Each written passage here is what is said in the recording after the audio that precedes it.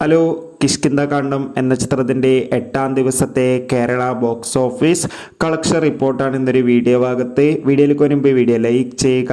ഈ വരുന്ന സെപ്റ്റംബർ മാസം ധാരാളം ചിത്രങ്ങൾ OTT റിലീസ് ചെയ്യാൻ പോവുകയാണ്. ചാനൽ പരിശോധിച്ചാൽ നിങ്ങൾക്ക് കാണാൻ വേണ്ടി സാധിക്കുന്നതായിരിക്കും. ആസിഫ് അലി, അപർണ ബാലമുരളി, വിജയരാഘവൻ, ജഗദീഷ്, അശോകൻ എന്നൊക്കെ പ്രധാന കഥാപാത്രങ്ങളായ ചിത്രമായിരുന്നു കിഷ്കിന്ധാകാന്ഡം. ചിത്രത്തിന് അതിഗംഭീരമായ പോസിറ്റീവ് റെസ്പോൺസ് തന്നെയാണ് 8ാം ദിവസവും പുറത്തുകൊണ്ടിരിക്കുന്നത്. അതുകൊണ്ട് തന്നെ എല്ലാ സിനിമാ പ്രേമികളും ഒരേപോലെ ചിത്രത്തിൻ്റെ കളക്ഷൻ റിപ്പോർട്ട് അറിയാൻ വേണ്ടി കാത്തിരിക്കുകയായിരുന്നു.